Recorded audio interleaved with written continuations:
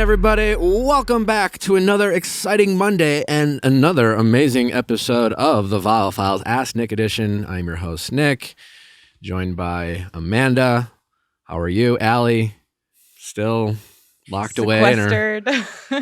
She's Rapunzeling it. Yeah. Just waiting for... A huge Rapunzel girl. Yeah. Do you actually identify with that as your Disney princess? Maybe, because I feel like Tangled showed a different side of her. She's like a little spunkier than a normal... Is that Rapunzel, normal, like, Tangled? Yeah. It's like a play with the hair, Tangled. Mm-hmm. Okay, yeah. Well, makes so sense. maybe. Yeah. Checks out. It's okay, sorry. I'm not caught up on the latest Disney animated films features. Just wait till you have kids. You'll be so... When I was like babysitting constantly, I was like on it with children's media. Yeah, no. I knew all the hits. Yeah. So you would go, your Disney princess is Rapunzel. Probably. I feel like I used to say Belle, but that was only because my sister said Belle, and I don't think I'm a Belle, honestly. Why I don't identify as one. Like, what are the characteristics of your Disney princess that we need details? I feel like Belle was so, I mean, she's like a bookworm. She's so kind. She like took the place of her dad. She's very selfless. That is my sister. And I think Tangled is like adventurous, fun, hit someone with a frying pan. And that's me. Belle kind. Allie hits someone with a frying pan. Great. Allie spicy, dynamic, loose cannon. Who's your Disney princess? I think this is like, it feels arrogant to compare myself to her. It's a Disney princess. Right off the bat. I think very highly of her, but I feel like Mulan is my favorite. Why is She's that? a fighter. She's a fighter. What do you like about Mulan? I like that she's stubborn. I think the fact that she would do like anything for her dad / family, very relatable. Close relationship with her grandma, also me. And just like going undercover. I like going undercover. Okay. And like fighting, like and being like, I'm gonna take this into my own hands. All right. Do I pick a Disney princess or a prince? I think your choice. You can be either. Are there many Disney princes? The first one that comes to mind is the Beast. You know, like you might think he's like rough around the edges, maybe a little grumpy, you know, salty, but like behind that like fur and like, you know, hostile energy. I'm not even hostile. There's like, you know, someone who's like down to love. Yeah, I feel like you see the Beast in his suit and you're like, look at this earnest person trying hard. Yeah. All right. Okay, wait. So I have a question for people because first, context. During my year off, I was just in Australia, didn't know anyone. So like my improv team was like my core group of people. One of my friends, he'll never listen to this. One of my friends, I had like the biggest crush on him. And it was like nothing was ever going to happen because like he was 23 and I was 18 and like, or 19. And then he had a long distance girlfriend, which is the more significant thing. So it was just like never going to happen. Although looking back, I'm like, I would not want my boyfriend to like, we just like played pool at bars most nights. And then like he would like walk me to the bus stop and we just like have like deep conversations in the streetlights. So, okay. Why do you have to mock the fact that you probably had deep conversations? Because I'm like, it wasn't valiant deep conversations. It was like. At the time in your life, it felt like you were digging below the surface. Sure. And he was like truly an amazing friend. You know, when someone's like an amazing friend and then you have like the crush on top of it.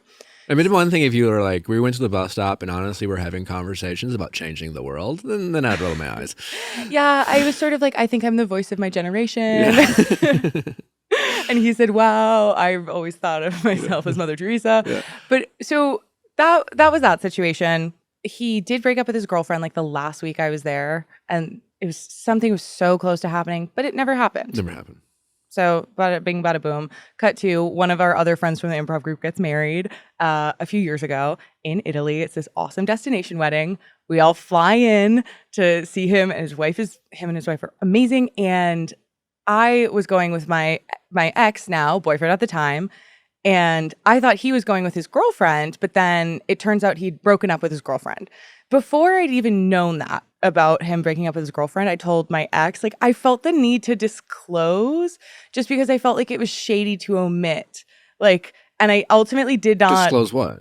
I was just like, hey, just so you know, like I used to kind of have a crush on my friend Matt. Like, Was this person, were you dating the person at the time or not? like my ex? Yes. You were, at the time, So this is my boyfriend. they were your boyfriend. Okay. And I was like, it felt shitty to not say anything and kind of like, I just like wanted to err on the side of like being honest. I hear you. I don't know if that was a good idea because I think it kind of like he reacted kind of poorly to it. And then tough. we show up at the wedding. I thought Matt would be there with his girlfriend. He's there single. And I think he was being like, I would say like ever so slightly antagonistic, you know, like there were some arm touches that were like not inappropriate or terrible, but like a little bit antagonistic towards my ex at the time. It's a tough one. Like, do you have to disclose former crushes? Because I don't have active feelings for him anymore. Like, It's a if we tough were one. both single, would I be curious? 100%. But am I like I'm not actively? It's a tough one. I experienced something this recently. It didn't go bad.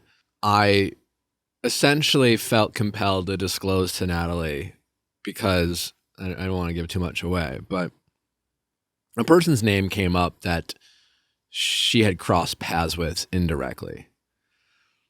And like, I'm a big honesty guy and I want I want to disclose things about my past that, seem relevant. Right. So like when you start dating someone, like, it's not like we didn't go through and be like, tell me everyone you dated or everyone you hooked up with. Like, we're not doing that. Like, we don't, I don't know. But it came up where I was like, they brought up this person's name. And so I felt was like, well, do I say, like, I basically wanted to say like, hey, I had a thing with this person. We had a fling. There was for a moment in time, we were involved kind of, Totally. and then it ended and like, that was years ago. And like, it's nothing. It's not relevant right It's now. not relevant. But it's that thing of like. But because from her perspective, it was like, well, what are you telling me and why? I mean, like, fuck you. Okay. Yeah. like she didn't sure. get mad, but like it's I think it's unclear of whether it's necessary or relevant. Because I think the fear is that so like, let's say you're like, okay, it's not relevant. I no longer have feelings for this person. And like, they come up in conversation a few times. And then at some point it does become relevant of like, and then you don't want it to be like, wait, you never told me that about them. Exactly. Because at the time, this person was like someone like she knew I knew of, but she just kind of brought them up in conversation. And I felt like when she talked about them, I was like not sharing something because I know that I knew that person very well at a period of time. Like, I don't know anything about him now kind of thing. It's been years. Like, I don't know if there's a right or wrong. I definitely don't think there's a clear answer. I think it's case by case.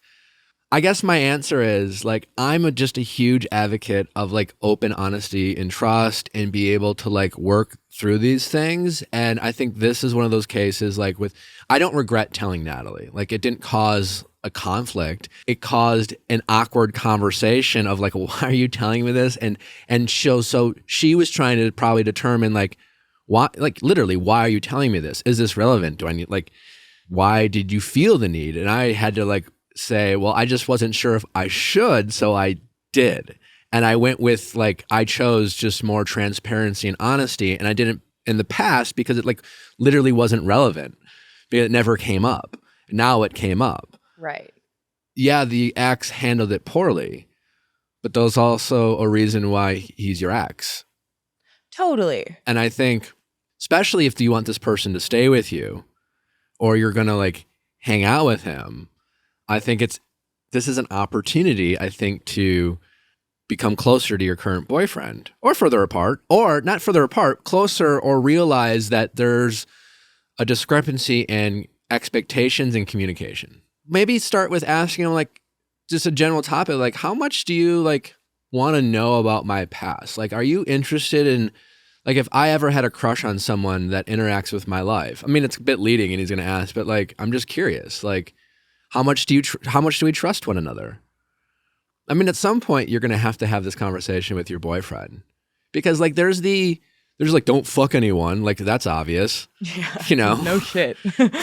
But there are definitely like small, like subtleties of like how we interact with friends of the opposite sex and what we do with these friends, that it's a spectrum of like what is acceptable and what's not. Like, there's no hard and fast rule. Like, some people are okay with things and some people aren't. And like, I think the difference is just communicating and expectations. And I think this is one of those gray areas where not knowing the answer, I think, to me, says some conversation is probably necessary, because you have always prided yourself on being friends with the opposite sex of people you used to be friends with, and you value those relationships. And you don't have an answer about what your expectations of your current boyfriend are when it relates to any type of guy from your past. And I think getting clarity would be, helpful for you.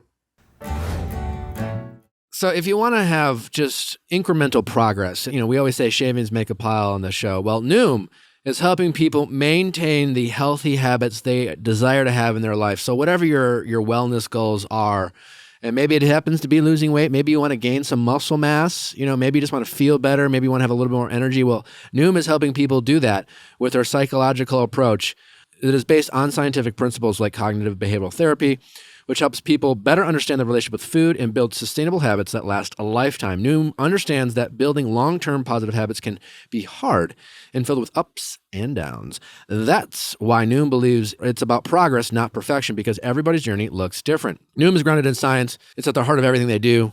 And they've published more than 30 peer-reviewed scientific articles that inform users, practitioners, scientists, and the public about their methods, how their methods work, and how effective they are. I love it because it just helps me maintain my wellness and fitness. It allows me to still enjoy the diet that I have. That's what I love about it. 5, 10, 15 minutes a day go a long way to helping you get to the goals that you want to have when it comes to your wellness. Noom doesn't believe in restricting what you can or can't eat. Instead, Noom gives you the knowledge and wisdom you need to make informed choices that help you get closer to reaching your goals. Start building better habits today. Sign up for your trial at Noom.com/VIALL. That's NOOM.com/VIALL to sign up for your trial today. I'm going to Europe this summer, and I'm going to use Babbel to brush up on my Francais. With Babbel, you only need 10 minutes to complete a lesson. So you can start having real conversations in a new language in as little as 3 weeks. They have 14 different languages to choose from, including Spanish, French, Italian, and German. You can use it right from your phone. They have live classes with real instructors. It's not language that's used through AI. They have real lessons planned, created by over 150 language experts. Their teaching methods have been scientifically proven to be effective. Plus, Babbel's speech recognition technology helps you improve your pronunciation and accent, so you're saying it the right way. And that's what I love about Babbel. It's like they have real, like literally you can go on there and be like, I'm traveling. So think like phrases like how to check into your hotel room, common phrases you do traveling. Maybe you're interacting with more people who speak Spanish in your community and you want to, speak their language. There's very practical uses that Babbel has. So right now, save up to 60% off your subscription when you go to babbel.com/VIALL. That is Babbel, BABBEL.com/VIALL for up to 60% off your subscription. That's basically free. That's a lot of savings. Babbel, language for life. I think the best way, if this is all about you wanting to like potentially meet up with them or catch up, if it makes sense, right? Totally. And you feel a slight hint of guilt knowing that you used to have a crush on him. Yes. So I think you just go to your current boyfriend and say, hey, like, I want to have a conversation with you. This is overall about like expectations around like our friendships with other genders. Like, here's a situation. There's this person I'm casually friends with. We check in from time. And in full transparency, because I want to just be completely honest with you, like way back when I used to have a crush on him. I don't anymore. But like if he came in town, like we want, like every couple months we catch up. How do you feel about that? Is that something you're comfortable with or not? Like make him feel empowered to tell you how he feels, and you have to be okay with whatever answer. Now you can say, if he's like, I'm not really comfortable with it, you can ask why. Yeah. and then say like, is that because I told you I have a crush on him, or is there a trust thing? But like, just keep those lines of communication open. It's like with a bi woman, you can't get defensive about friends because it's like then I'll have no one. No, I know. I mean, that's a great question. I don't know. Like, do you have more grace for your boyfriend if he gets a little insecure about a man from your past than a woman? Or do you expect him to have the same level of insecurity because you're bisexual and you've dated both men and women? Like, how do you feel about that? I mean, I honestly wouldn't know how to. Yeah, I mean, I think it's like I would kind of consider it like a microaggression or like just below that, but I would understand why with societal conditioning it would happen. So I think that's been something with guys I've been seeing like in the past about like there was one guy where there was a conversation about we were exclusive, except I was also allowed to hook up with women. And this was like very early on into like coming out. And so I was sort of like, this is awesome. I get to do what I want. Sure. But like all my queer friends were like, that's really delegitimizing. It's like toxic. that, like, yeah. We got a good episode, folks. Yeah, a good episode. A couple housekeeping notes. This week, great week. Tomorrow on Freestyle, we have Achinga Gutu, wonderful, funny, hilarious comedian, talented. You might know her from Ellen. She's been doing a lot of press lately. She's been on the Today Show. We can't wait to talk to her. Also, I believe, Big Bachelor fan. And on Wednesday, going deeper, drum roll, Adrena Patridge from The Hills. Big interview. Big. All you Hills fans, some tea. All you hillbillies. The Hillies. So tune in. And next week, by the way, holiday weekend, we're doing the same thing we did for the Memorial Day weekend. We're going to push everything a day. Ask Nick on Tuesday, Freestyle Wednesday, and going deeper on Thursday. We'll be doing Bachelor Men bios definitely that week during the holidays, and we might do a few of them with Aching Agutu because she's a Bachelor fan and Freestyle. And there's so many bios. We might need to break it up. We might break it up. I don't know. Oh, office hours. Right now, if you're listening to this and you have a text you need help drafting, I guess for anything, but we like this shooting your shots. or like honestly, you need like an opener on Hinge. Maybe you need like a dating app review. Oh yeah. Of your bio. Yeah. Yeah, we're here to help. Sending those questions at asknick@castme.com, cast with K. And let's get to our callers.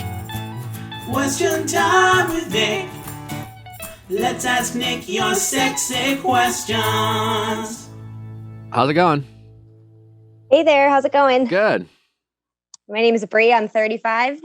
All right, hi Bree. And then who else do we have? You have Bobby, and I'm 38. Bobby and Bree, 35, 38. All right, how can I help? A little bit about Bobby and I. We've been friends for a long time, probably almost 15 years now, but we were also married at one point in time and recently divorced. We were separated back in 2020.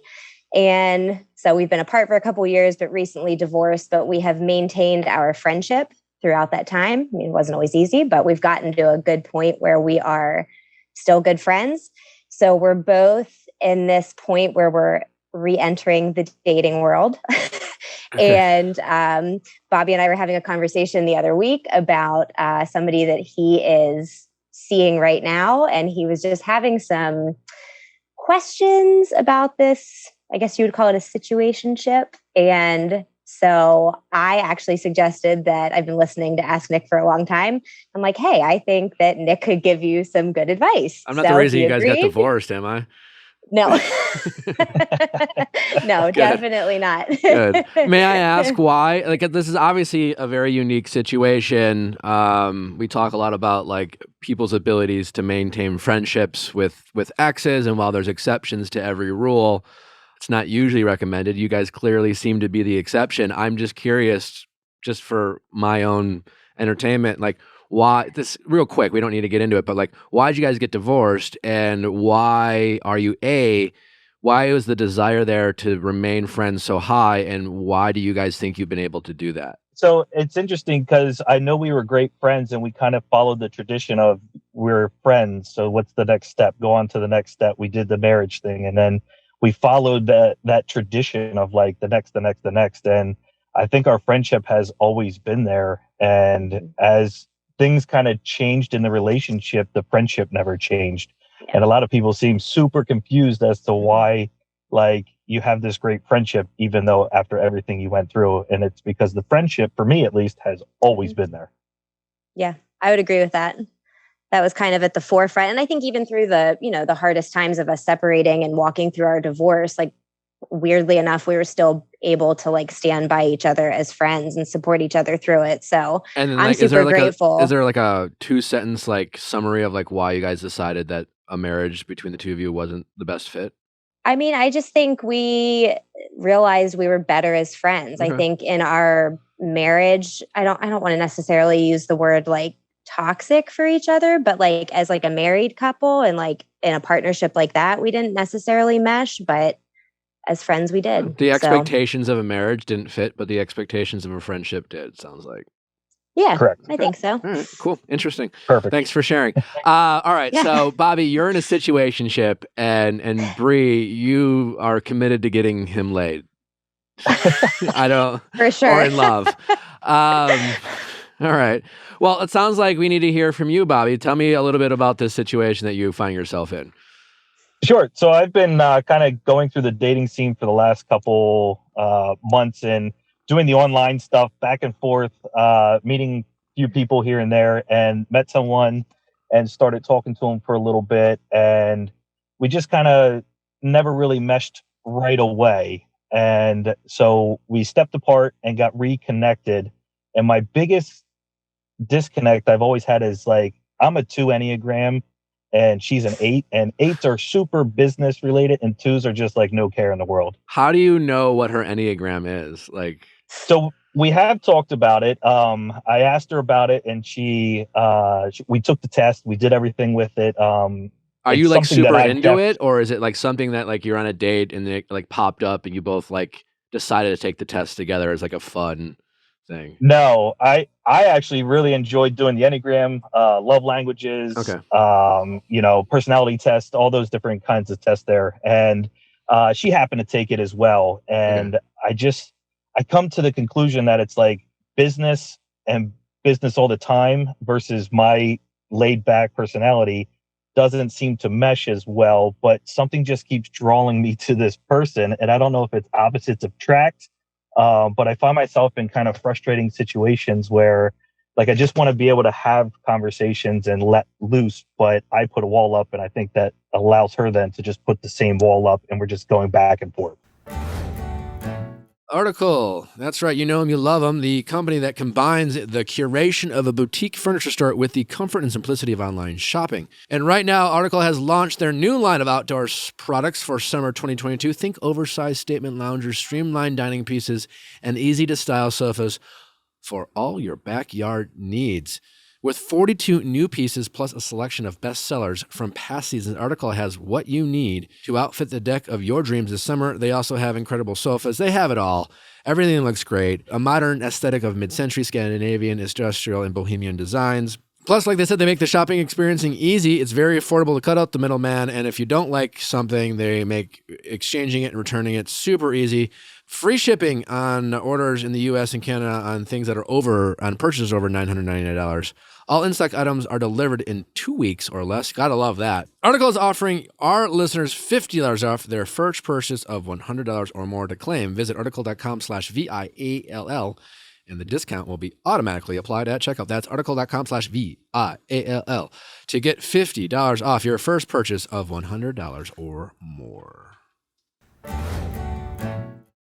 How long have you been dating in general? I guess maybe a year. I've been on like 10 to 15 dates or so. So you've been dating. All right. And is this the first person you've showed like an interest in pursuing more with on any level? Yeah.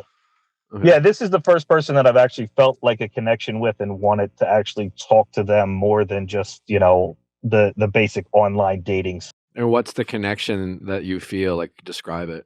It's just that I feel like there's a comfort level there. It's not just this like fling. There's not just this normal high of the dating. I feel like when we do get together, it's just fun. It's comfortable. It's normal, but we can't ever seem to have a conversation on the phone or via text message or any other kind of connection that way. But when we get together, it seems to be okay. How often do you get together?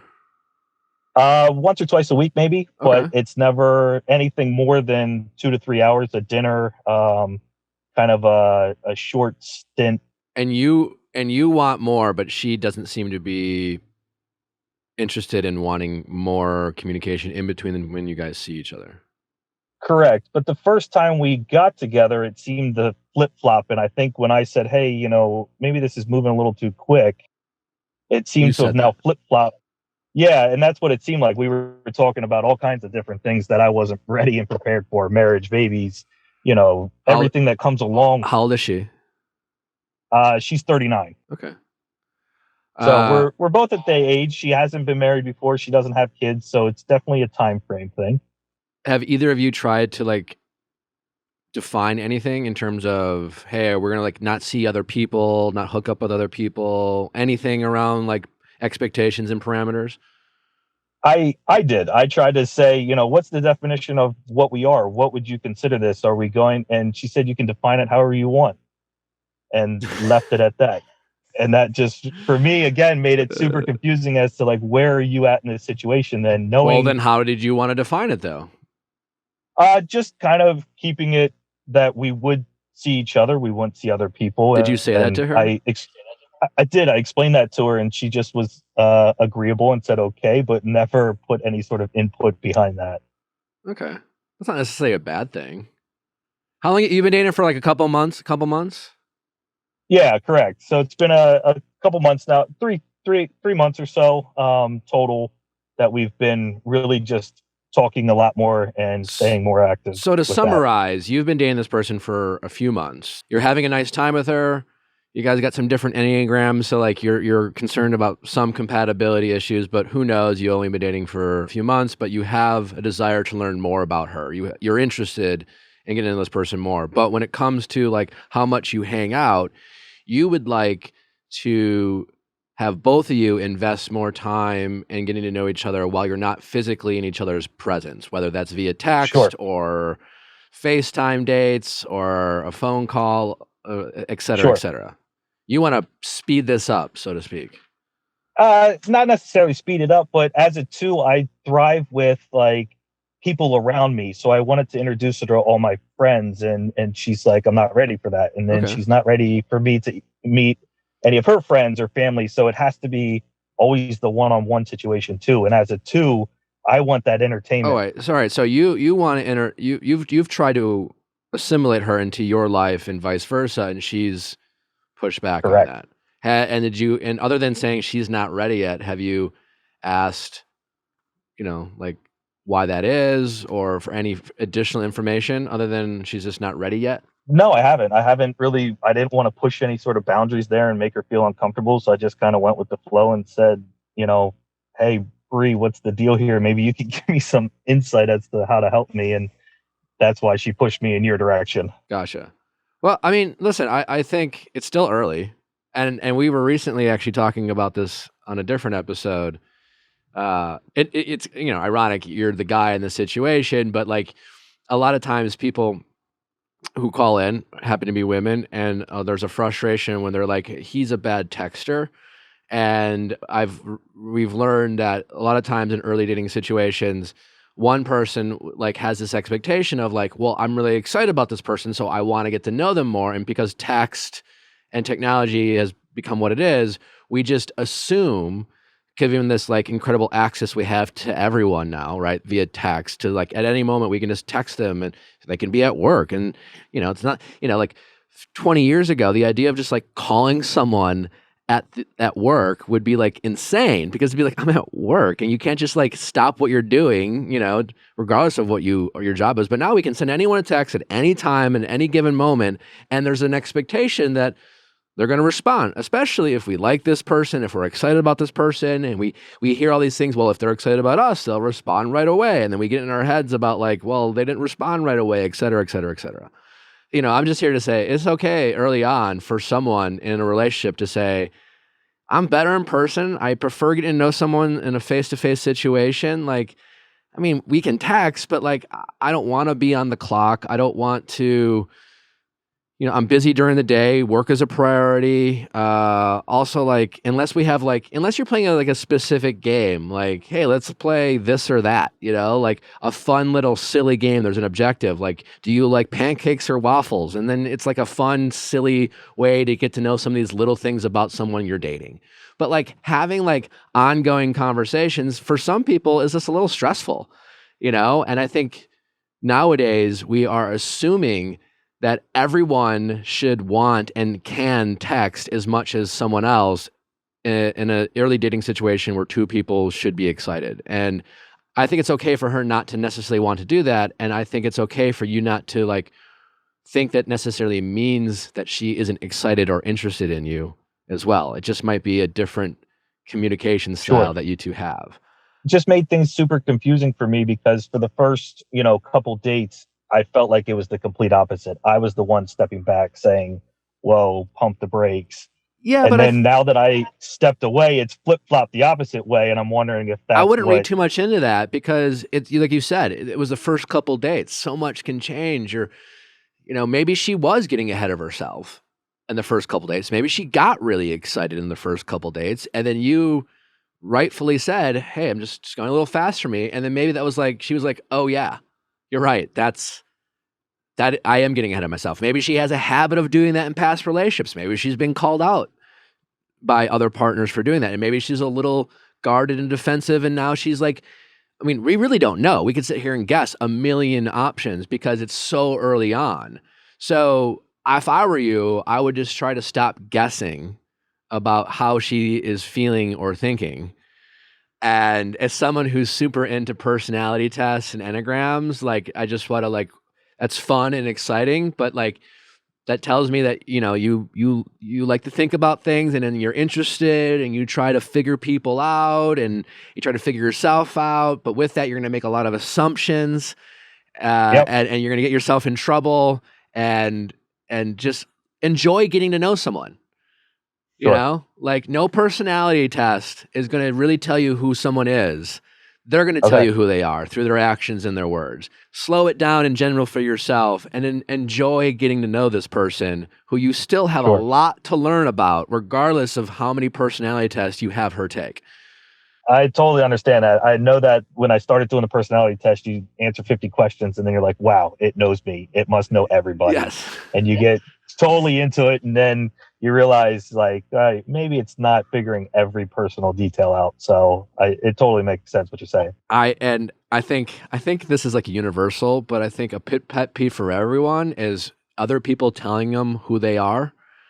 So be careful as someone who likes these things to like, and you probably aren't even meaning to do it, but like if you have all this knowledge and when we learn things, we like to share things.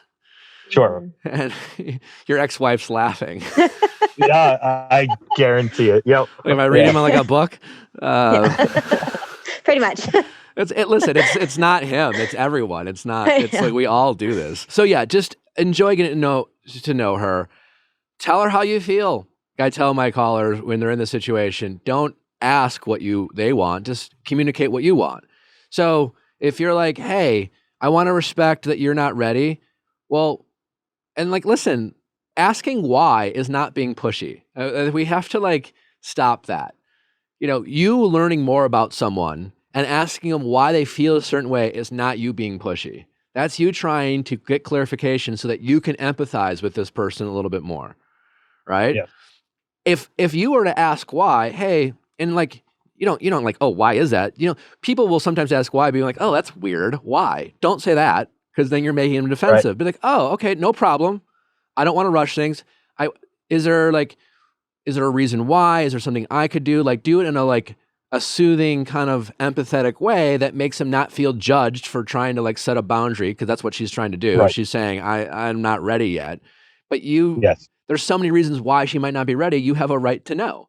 So like nicely, this being curious And all while not making her feel judged for it is a totally fair question. And it is no way pushy. And if you do it empathetically and nice, and she makes you feel like like you did something wrong for asking, that should tell you something about her, which is like maybe she's not close to opening up. Maybe that defensiveness, there's something to peel back there that like maybe who knows? Like that would be something you could learn. But like asking questions is not being pushy. And I think we need to stop thinking that. And if you asking questions pushes them away, then it pushes them away. That tells you something about them. They're just maybe not ready to be in a relationship. And if you want more from this person and she doesn't, that speaks to your lack of compatibility. Maybe she's just more in a like kind of a fuckboy. Like, what's her situation? Was she out of a relationship? Has she been single for a while? What's going on with her? Yeah, she has been single for a while. She also came from a relationship where her ex, ended up going back to somebody and getting them pregnant. And then there was a big hubbub about he's this and that. Okay. So definitely that would justify wanting to take things slow, Right. And it's a weird thing, especially to get really excited in the first couple dates and have the other person say, I want to slow things down. It'd be easy. I would understand why she got a little defensive, not defensive like you did something bad, but like probably she got a little defensive and a little insecure about this because she probably kind of felt called out, So I think you're probably overthinking the situation a little bit. It sounds like I think I've heard that before. Yeah. Well, I mean, join the club. I've been there. I do it all the time. But if you like her, enjoy getting to know her and just learn more. Opposites can attract. Do you guys like the Enneagram? Do you balance each other out? Like at the end of the day, like you want to be compatible, but you can have different interests. It's just a matter of how many interests you have allows you guys to feel like you're not like negotiating all the time. Right. And I think right now with the walls being up for both of us, I want to be more loose and just kind of go with the flow. And then she wants to be more business and, stay in that structure. And I've noticed glimpses here and there, and that's what I've been kind of hoping to see more of. And that, I guess, will come with time as we get more comfortable. When you say is this like a new season in your life, this go with the flow? Because like, I'll be honest, it doesn't, he is always go with the flow. But you then go with the flow, man. Like that's what I'm a little confused because I don't really know you. You're just like your biggest frustration is this woman you're dating has quite almost literally said, I want to go with the flow. Sure, call us what you want. I'm going with the flow. Brie has her hand up. Go ahead. So I will say he definitely has a more laid back personality. Okay. But when he doesn't know like exactly what's going on, I don't want to say like doesn't have control. That's what I was thinking the word control. I don't mean like controlling like you're controlling not person. Exactly. I don't want to make it like a controlling, but when anything feels a little bit out of control or he can't like pinpoint something, it definitely, he's like nodding over here. I know what it is. Yep, she nailed it. You like to know where you stand so that you can go with the flow. It's like, I want to know where I stand so then I can chill the fuck out. But if I don't know where I stand, I'm going to be a little neurotic and a little insecure about everything. You've been married and divorced. Look at your ex-wife now. Go back and think about what you knew about her in the first month of knowing her and what you know about her now. Yeah. Right? I'm sure a lot has changed. She's probably even involved in a change as a person you've learned along the way. So my point of saying that is I'm excited that you have a connection with this person. But it's funny. You're like, it's really. I mean to say this in an endearing way. And I like when I haven't been in a relationship for that long, and I'm your age, right? Whether you're like in your late 30s or a 21-year-old woman, that we have the same fears and insecurities, and we do some of the same silly things, which is the first person you like in a year, you have a connection, and now you're just like, I like her. And now I need to figure out how to make it work. And I need to edit myself. Like you don't know her, you like what you know so far. You're learning about her. You've learned about some things that you like, and you've learned about some things that you've realized that might be an issue with compatibility. So just enjoy, continue to get to know her, and stop trying to figure out if she's your person after every interaction. Maybe just tell yourself, you know what? I'm just going to enjoy this for now. And I'm going to check in with myself a month from now. And then I'm going to ask myself how I feel about her a month from now. And if I feel like I want to take a next step and I want to add additional expectations to this relationship, I'm not going to ask her. I'm going to tell her what I want, and I'm going to see what she says. And depending on what she says back, I'm going to ask why. And then I'm going to decide for myself if that's something I'm willing to accept, or I realize that maybe we're just not compatible and I need to move on. But like, we don't know if she's your person. We just know she's the first person in a year you felt a connection with. And there's a huge difference between those two people. But we always decide, it's like, oh, fuck, first connection in a while, got to make it work. Like, we don't know if we have to make it work. We just have to get to know her a little bit more. So enjoy the journey, man. You know? I appreciate it. And one more question for you guys. What is your plan for either of you when you guys get into a serious relationship and you're like, oh, by the way, best friends with my ex, we've talked about you. And then like, it seems like you guys have a really healthy, unique relationship and you seem to be truly the exception to the rule. But heads up, it will be something you're going to have to address. Because we were going to ask you about that. Because I remember when it was telling me about this girl that he's seeing, he kind of mentioned, you know, her past relationship and what happened with the guy going back to an ex and getting her pregnant. And I'm like, well, I don't want, you know, her, that could trigger her if we're still friends. And like, the last thing I want is for that to come in between something new that could be good for you. Yeah. But the whole friendship part, I mean, you know, our friendship is important to us. And like he said, it confuses all the people. Well, here's my non-expert advice. One, like, you guys are friends now, and I think you guys need to be open to this relationship evolving. And that also might mean distancing yourselves from each other, right? Because like, you're no longer married. You guys are ex-husband and wife, and it's easier to maintain this friendship now because both of you are essentially single. But like, it just might be like, as you get to meet someone else, and this might seem weird to you guys now because like right now you're still a big part of each other's lives, but you guys are going to eventually grow apart, and that's okay. So that's one, just be open to that. Like, it's fine. You know, like, just be like, we appreciate what we have right now, and let's just be open to it. Two, when you do start dating someone, don't make the mistake of saying it's not weird. This is weird. It's unique. It's weird. And what you don't want to do is like go to someone you're dating and be like, no, it's so normal. It's so not weird. No, it's fucking weird.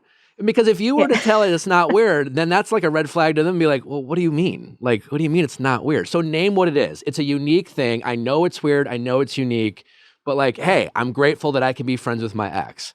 And then like in any situation, if you're in a serious relationship with someone of the opposite sex and you have a past, it's just really important for the other person to want to be friends with that person. So like, first you have to say it, acknowledge it. Hey, just, you know, this is this weird thing. I have this friendship, and make them feel like they're the priority. Hey, I like you. You're the priority. They're my friend, but I'm focused on this. And I want you to know you're the priority. If you are ever interested, I'd love for you to meet them because they are a friend. And I know it's weird, but like, just give it a shot. And again, like, at your pace, I don't want to force it on you. And they might say, I mean, I'm open to it, but like, I'm not super interested in being besties with your ex-wife or husband. And that's got to be okay for you. And that's what I mean, be open to like seeing where this relationship goes. Be grateful that what you have right now to support each other, but just be open to, it might not be a long-term thing. If it was, maybe you'd still be married. Yeah, we definitely, I think you would agree with this, Bobby, that like we don't talk as much as we used to now that we're both back in the dating world. Like, you know, we're friendly, but it's not like we're like calling each other and texting each other every single day. It's like, but we were talking about You're that. a support system that you guys have. Yeah, for sure. Right. Yeah. Right. I mean, not that I expect to be a bridesmaid in your next wedding or anything, but who knows? There's anything can happen. But just as long as we are recognizing that it's unique and that we're not asking these other people that we don't net to pretend that it's normal.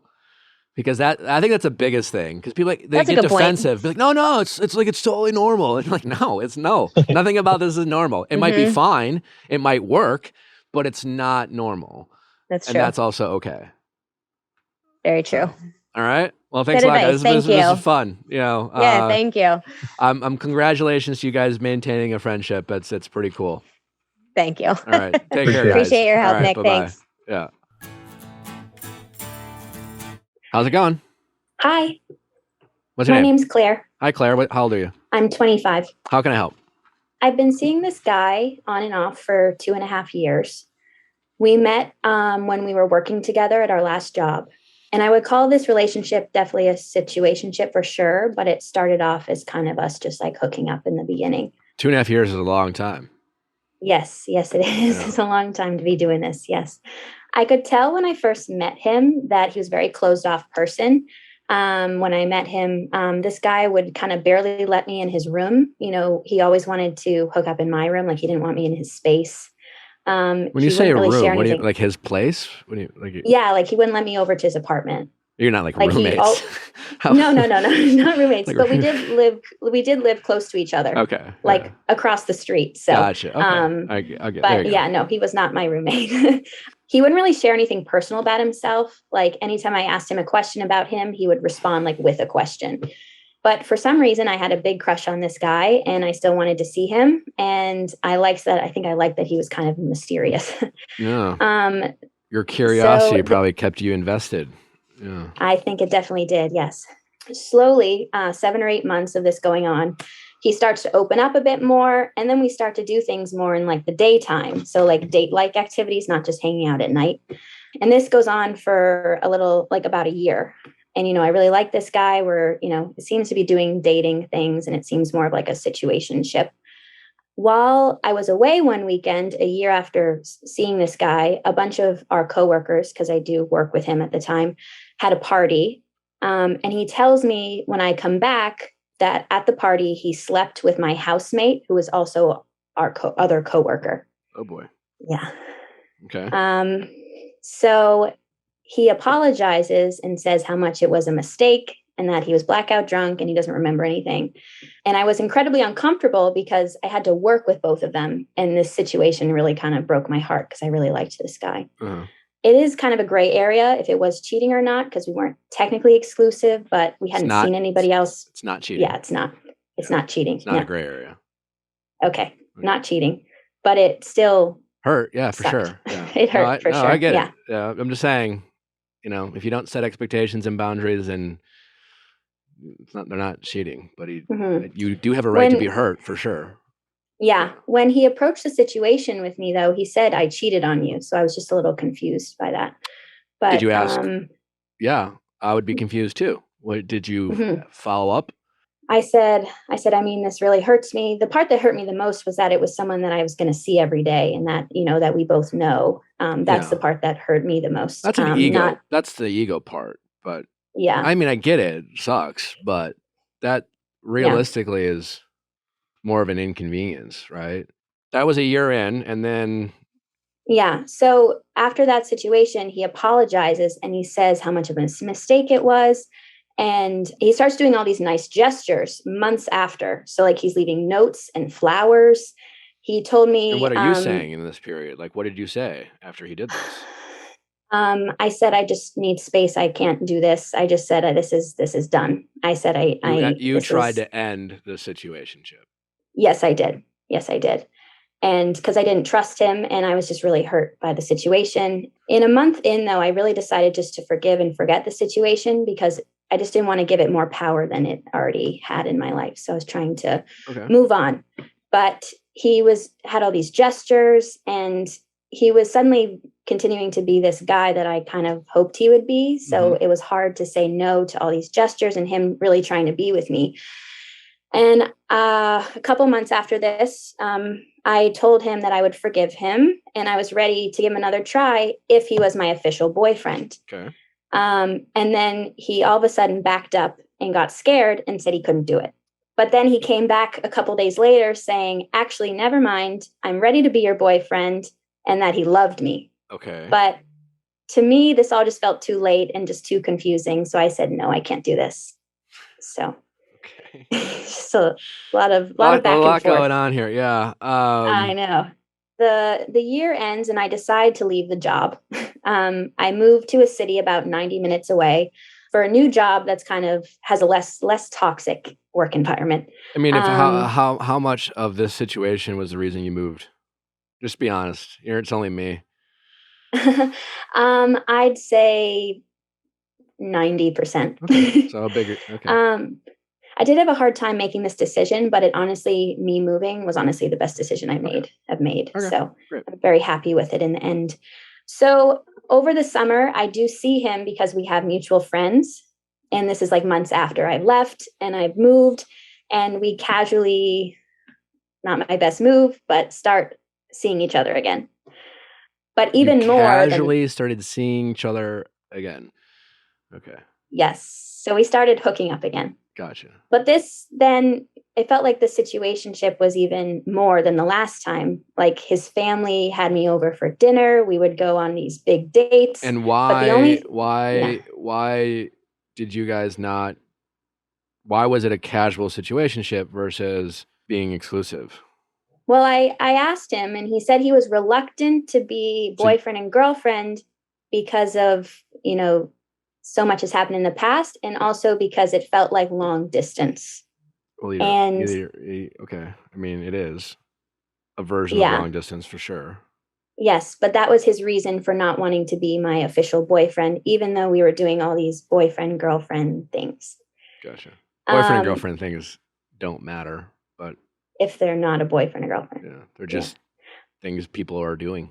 So it got to a point where I was just kind of accepting the situation. I was like, you know what? I'm going to make the most of this. And I just was like, okay, we're having fun. I'll just go with it. But throughout the situationship, I continued to tell him what I wanted and what I needed to see if I can, I really wanted words of affirmation, good communication. And because we did, have a friendship within this, I did recommend he try therapy. This relationship got to a point where I felt like I was his girlfriend, but he wouldn't call me that. And when I told him this term situationship that I had learned, I actually learned about it in the last year. He said he loved the term situationship. I bet he did. And I feel like that's a big red flag right there. But I think it's more speaks to some naivete, and it's a red flag in the sense that what it tells you is that he likes this thing you have. He likes having you at his convenience. That was him out loud saying, I prefer this over having to only be with you. Yes. So red flag. There you go. Yes. So about a month ago, I finally get up the courage to again say, we should talk about this. I want to be your girlfriend. And he said, I have to think about it. And this kind of set something off in my brain because I was like, you've known me for 2.5 years. We've been doing this dance, And if you still you still need to think about me being your girlfriend, this is not okay. I told him like 3 days after that conversation that I ended it. So this is about a month ago. I ended this. I said I couldn't see him anymore. I can't keep treating someone like a boyfriend if they aren't. Okay. And he replied with that he had this whole plan in his head that we were headed in the right direction in his eyes, and that since he might be moving to the same city I'm in next year, but he didn't communicate any of that dialogue he was having in his head to me. So that's the lack of communication. Gotcha. That I would have loved to know, but we're moving in like snail steps here. I've been so patient, more patient than I should have been with him. And I told him that I deserve someone who can communicate well, who's affirming, holds his promises, and wants to be my boyfriend. So where are we at now? And what's your question? So since then, he's been stepping up even more. He's trying to be more affirming. He's currently in therapy. He's trying to be more affectionate and open up. And I guess my question comes in here. How I feel is that I'm just frustrated because he only steps up when something goes wrong. In all honesty, I don't want to take him back, and I really know I shouldn't. But I've been tempted, if I'm admitting Wait, that to you. What do you mean you don't want to take him back? Because I just want to move forward. I'm tired of, I feel like, I know relationships can be tricky and hard. I mean, if that's what you want, then that's what you should do. But I don't believe that's what you want. I believe that's what you think you should do. I believe that's what you think I'm going to tell you to do. But I don't believe that's what you want. Interestingly enough, I'm not like you talked about how patient you've been with him. In your story, there are 2 specific times where you really went for it and said, no, I don't want to do this anymore. I want you to commit. And after you put out what you wanted, you weren't patient at all. You were patient, putting up with a bunch of things that you didn't really want. And then good for you for standing your ground. But then you decided like overnight, you're going to like radically change the expectations. And it shouldn't be radical, but like, listen, after 2.5 years, after like this situationship, which you both participated in, and through your actions both agreed to, you at a couple different times said, nope, enough, I'm done. And then immediately went from incredibly patient and overpatient to like not patient at all. You're like, I want an answer now. Well, I mean, he had to adjust to like changing everything about what he knew about this relationship or expectations of him. And it's only human for him to have to like consider how much it is worth to him. It's okay for people to be like, all right, well, I should really put some thought into it. Quite frankly, you should want him to think about this thing. You don't want him to cavalierly. I mean, I get it, but you're kind of both talking out of both sides of your mouth. On one aspect, you're like, you want him to know after this long whether he wants to be with you or not, right? But you also don't want him to be reactionary. So, you know what I'm saying? Like, which one is it? In a perfect world, you would have said on both these times, hey, I can't do this anymore. I like you. I like you. I've been hurt by you, whatever. We have a past, but I want more from you. And this is what I want. Can you give this to me? And I want you to think about it and take some time. Take a week. A week's enough of time. I don't know, maybe 2, but yeah, sure. Give it some thought, because what I'm asking you is a big thing. And if you do say yes, I don't want you to panic and freak out in a month. I want you to really think about what that means, because what it means is I want to be each other's priority. I want us to be willing to drive 90 miles to see each other. I want to see you on a consistent basis. I don't want either of us to be on dating apps or sleep with other people. I'm asking a lot of you. And in a relationship, I want us to ask a lot of each other. So before you say yes, I want you to really think about it. But you wanted him to like just know, even though everything you guys were doing up to this point was a completely different situation. Yeah. No, that makes sense. You have to decide for yourself what you want. There's no wrong answer. Do you want to fuck around with this guy? Do you want to be in a casual situation with this guy? Do you want him to be one of many people? Do you want to be in a monogamous with this guy? There's no wrong answer. Do whatever the fuck you want. I understand family and friends and parents and society might ask and check in, and some of them might like think it's weird, but who gives a shit? Yeah. But I'm not convinced you know for sure what you want, right? I think I'm not sure if you're letting society get in your head, or you're getting in your head, or how much your ego is playing a role. I'm just here to tell you it's okay. Whatever you want is fine. But once you decide what you want, you need to hold yourself accountable to stop accepting less than what you want with whoever that is. And when you put yourself out there with someone, yes, it's okay to give them some time to think about it. Don't let your ego take over and make them like realize that they need to know that you're in a moment's notice special enough to make you a priority when you haven't asked for that for a year or 2.5 years, wherever it is. Yeah. I think I've just been frustrated and overwhelmed with just like the ups and downs of it, that a part of me really does want to move forward. And I really don't want to go back to him in any shape or form, whether it's, hooking up or, or a situationship, or even as a boyfriend at this point. It's just, I I guess my overall question is what your advice would be on letting go to someone who's finally in front of me doing all the things that I've wanted them to do maybe the past couple of years. I mean, if that's what you really want, then you need to just communicate that with him, and he'll probably feel hurt and let on. And that just is what it is. But you need to then have the willpower to stop. And you have to not give in to boredom or weakness 3 or 4 months from now. If you start missing him again, or you go on a couple bad dates and you start comparing him to other bad dates that make you go, oh, maybe I should give him another shot. Because like, if you decide not to date him, then you're deciding not to date him regardless of who else is out there in the world. Yeah. You're just deciding not to date him. Mm-hmm. And so you have to do that and then move on. But so many people will say, well, I don't want to date you because I think there might be something better. And they go look for something better, don't find it, and come back. And then that person's a backup. So decide now whether he is or isn't someone, and by now, I mean, like, I think you should really think about it. I feel like you're really torn between what you think you should do and what you want. Yeah. I'm not convinced you even know right now. I think you're judging yourself a lot, and you're letting other people judge you and making you judge yourself. Who gives a shit, right? Like, you have played a role in this 2.5 years from what you're telling me. You have.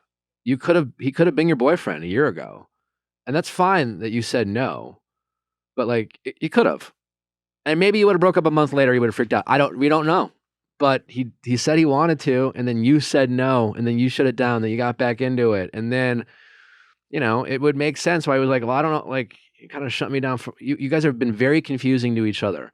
He apologized for cheating on you when he didn't cheat on you.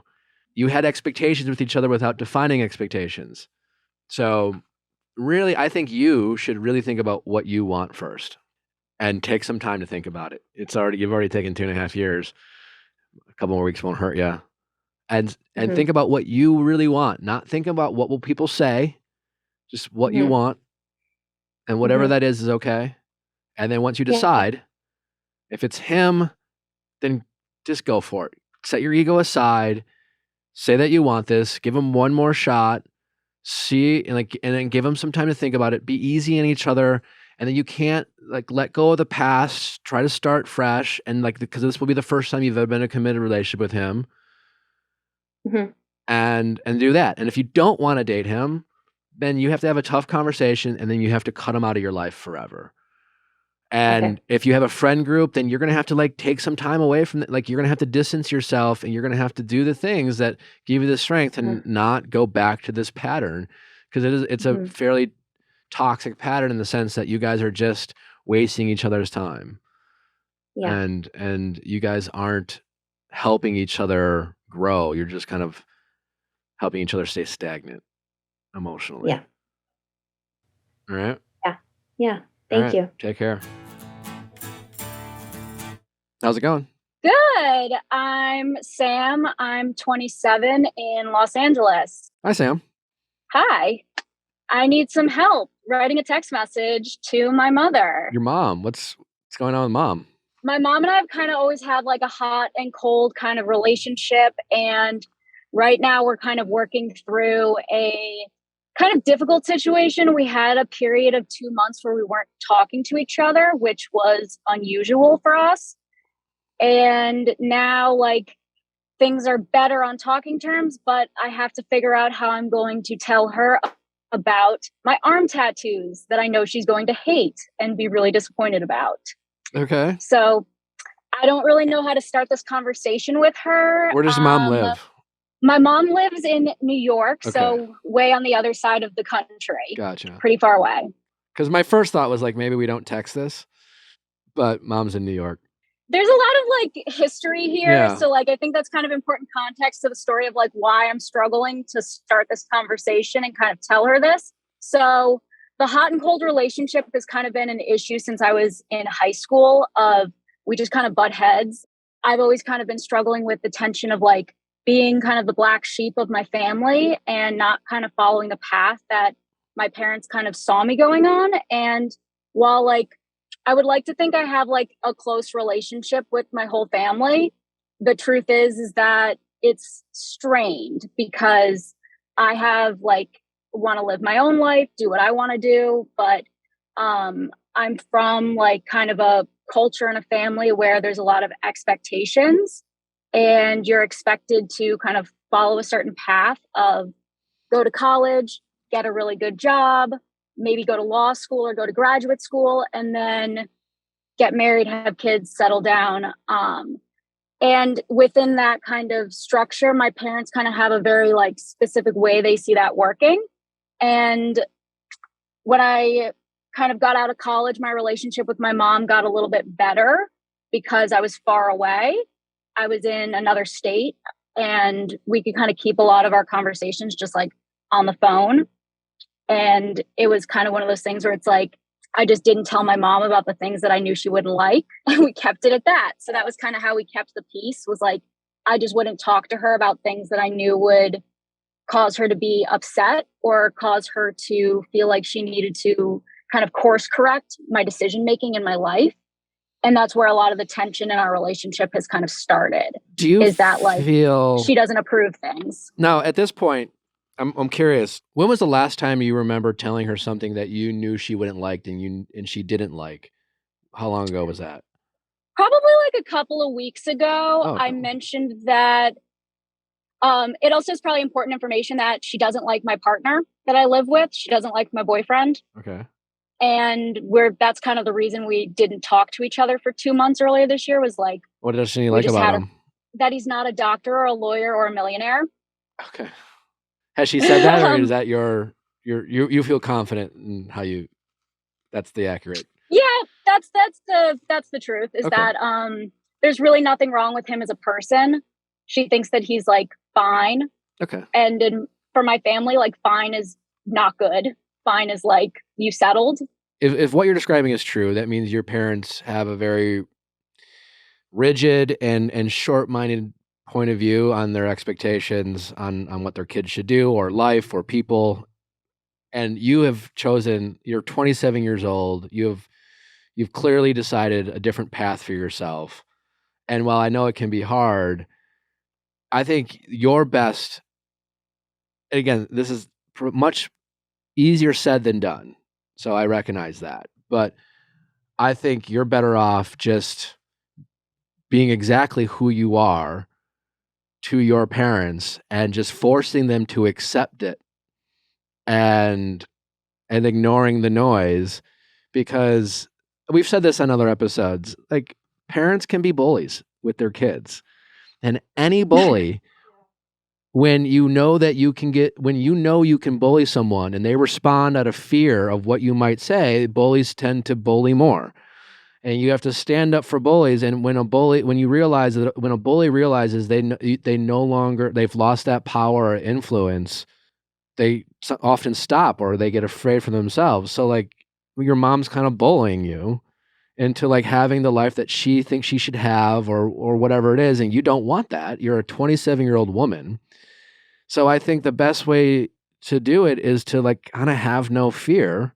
Again, I know it's easier said than done, because I think she smells this fear. She knows she still like can get to you. And because she knows she can get to you, she still tries to get to you. In the most respectful way, say to your mom, and maybe you already have, like, Mom, I love you with all my heart, and having a relationship with you is really important to me, but I need you to respect the person that I want to be. And if you can't, then we're not ever going to have the relationship I hope to have with you. But that's going to require you just accepting the person that I am and who I want to be and who I want to be with, and trust that I know how to make decisions for myself. You've been great parents. You've given me great skills and how to make choices for myself. Now let me be that person. And I'm not always going to do what you want. And often I'm going to disappoint you, but this is my life. And I just need you to accept that. Yeah, that's what I think like I need to say. Yeah, if you haven't said that, you definitely need to say that. I've said it like not quite as directly as that, but that was kind of the precipice of like why we stopped talking to each other, was like, you'll find this funny, but like she likes to do this thing and she knows it upsets me that like we'll be having a conversation about something, and like out of nowhere, she'll just be like, you know, like, you should dump like boyfriend. She's like, you should just dump him. Like, just go to law school, just like dump him. Yeah. And like, that's where we've had a lot of problems in our relationship, is like, she feels the need to just kind of like say these things. She doesn't feel the need. Or, She like, says it because she knows that she gets a reaction out of you. She knows that it affects you. She knows it has an impact. And until you let her know that it doesn't, she'll keep doing it. that's a good point. That's what I should do. Again, I know it's much harder. And I know, like, with parents and their relationships, it can require years of therapy. And parents are wonderful and great. And they give us our literal lives. But sometimes they, in adulthood, can overstep their boundaries. All parents have, even the best ones. But in this situation, you have to stand up for your mom. And I really think, yeah, you got to have that I know fear. it's a problem. And you have to, and I think if you haven't said that, I think you really need to say that and make it very clear. And you do it in a loving, nice way. And you just say, this is who I am. This is who I'm going to be. I'm not ever asking for your permission. I'm not asking you for your approval. I'm just asking for your love. Yeah, it's tricky because like you want your parents' love to be like unconditional. And it feels like silly that I should have to ask. You know what I mean? It feels like silly to ask. Your parents' love is unconditional. But this is something getting a dog taught me, is that your parents don't unconditionally like you. They unconditionally love you.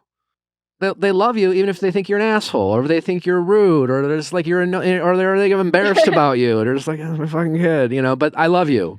That's unconditional love. Is this like the fact that like I have siblings that like we don't get along sometimes, we different ideologies, but like I love you, and I will do anything for you when you really need me. But like, do I like you? I don't know. My dog fucking loves everything I do. It doesn't matter. Unconditional like. And unconditional like is different than unconditional love. And you don't need your parents to unconditionally like you.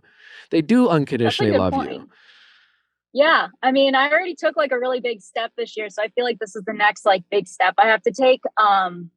So the other reason my mom kind of hates me right now is like I moved out to Los Angeles, and like that's something she never wanted me to do. Well, good for you. And yeah, well, it's been a long time coming. I wanted to move out to LA when I was like 17, and they were like, no, far away, bad. Like, no, bad, scary. People are crazy and wild out in California. All that good stuff. They'll learn. But clearly, I mean, I can see it in your face. Like, your mom has a great influence on your life, and she knows it. Yeah. And it's at your core. And I mean, I have a lot of friends, and then, you know, and part of that might speak to like how much you love your family, you know, like that's probably in a lot of ways a good thing. It's just like, it's been abused a little bit by your mom. And she like knows that I'm going to like choose my boyfriend's side. Like, it's kind of another issue. Like, she knows I'm like firmly in the camp of like on the side of my partner. Well, you need to like, that seems like a problem. I think you need to like basically coach your mom up on the relationship you want to have with her. It's not about sides.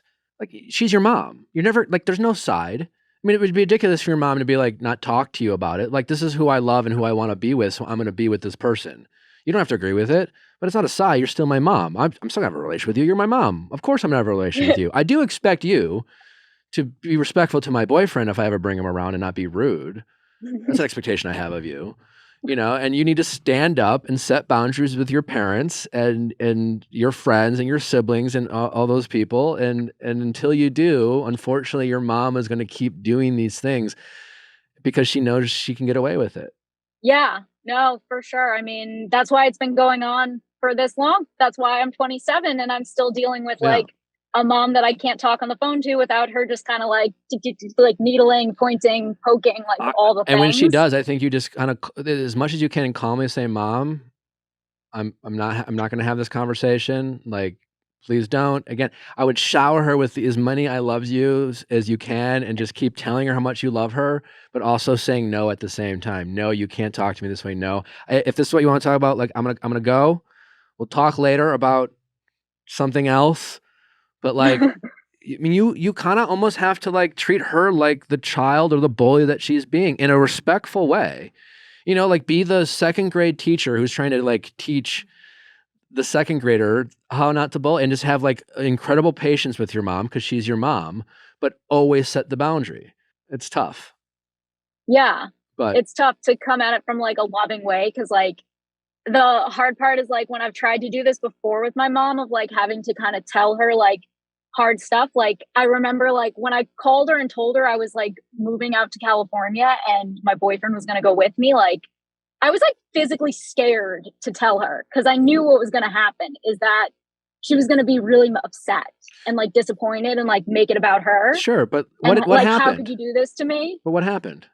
Well, I moved and she reminded me every day up until I moved that I don't want you to do this. Okay, this but is a like bad choice. But you still moved. The world didn't end. You're here talking to us. You have a job you like, a boyfriend you love. And yeah, mom's throwing a temper tantrum, but you're used to that. And True. and you just have to make the choice to not engage in it. You have to learn how to tell your mom no. Mom, sorry. Okay, I'm not going to let you talk to me this way. No. Hang up the phone. We're going to end this conversation. She'll learn. You're going to make her learn. You haven't made her learn yet. Yeah, I have to be strong. Yeah, like, most parents are just like, you know what? Myself, and just when you're not talking to your mom, you're not teaching her anything, because what she's saying is she's just giving you the space she thinks you need, but like you're not winning anything by having distance. Like you need to I think you should, when your mom wants distance, you keep reaching out and keep telling her you love her, and you keep trying to have a relationship you want, and then still say no to the boundaries that she is not respecting. It's like a weird combination, but I think you just hit her with a bunch of love and like you don't let her have that distance because you don't want that distance with her. Start taking control of this relationship. You're being responsive and reactive, which I get. It's your mom. Like there's a whole history here. Again, much easier said than done. And I'm sure your therapist has a lot of good notes, and you should keep like working with your therapist on this topic. But like, it's tough. Yeah, that's a good point about being like reactive and not necessarily being proactive about the situation. Yeah. I've kind of just sat back and let like the situation kind of unfold, rather than kind of actively trying to change the situation. Oh yeah, I mean, just the way you talk, you're just like, oh, I know, what's my mom going to say? What's my mom going to do? You're constantly waiting to see how your mom acts, and you keep acting like it's the end of the world, and quite literally, it's not. Like, all it is, I mean, I'm sure as a kid, all you want, I'm sure you just want your mom to just say, "Good for you. I'm proud of you." I'm sure that I imagine that's what you desperately want, and I'm sorry you're not getting that. But unfortunately, mom needs a wake up call. Yeah, no, and it's like also hard as an adult to be the one going to therapy because the other people in your life don't want to go to therapy. Yeah, but that's good for you. That's bad for them. Don't look at it the other way around. Like you should just be like, you're thriving, you're winning. That's in the game of mental health. Like, good, congratulations, you win.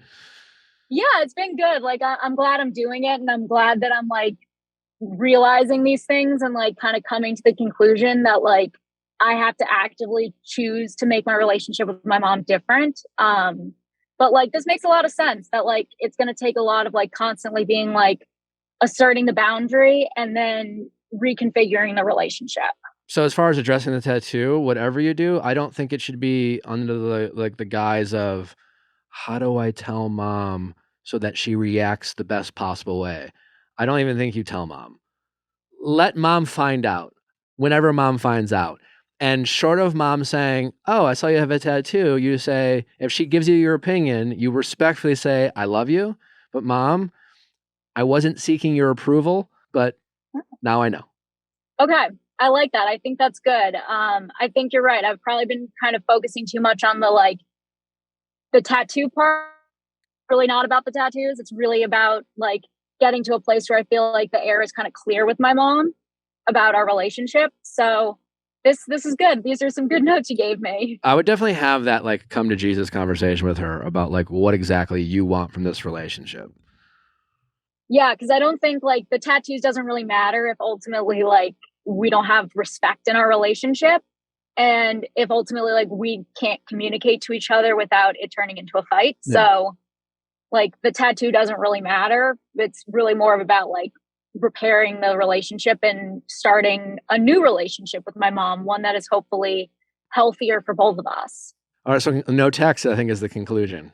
Yeah, I think probably no text. I think we have to have like a larger phone call. Just live your life and let her find out whenever she finds out. The other ones that I have, like I've gotten other tattoos before and we've like gotten past it, but it's always been like they're hideable, so she doesn't see them. She doesn't know they exist on a daily basis. Versus like these ones that I have are like really obvious. It's on my arm. You're gonna see it. You're self-sufficient. Do your parents give you money, like other than their love? Like what is? No, not anymore. They were like helping me with some stuff. Like I was in a tough situation, like with COVID with my last job. But like here out in California, like no. One of the really big stipulations about like making the move was like I'm financially independent now with my partner. So well, there you go. They can't do anything to me. I hope, and I think there's a good chance if you just shower them with love while setting boundaries, they will come around. Cool. Well, I love this. I'm a big fan of the show. I just finished listening to Ask Nick this morning. All right. Well, we appreciate it. Cool. All right. Thank you. Thanks so much. Hopefully this was helpful. Thanks. Bye. All right. Take care. Bye-bye. Thanks for listening, guys. Don't forget to send in those questions at asknick@castmedia.com, cast with a K. We'll see you tomorrow. We're with Achinga Good 2, and on Wednesday, going deeper, Adrena Patridge. Don't miss it. Bye.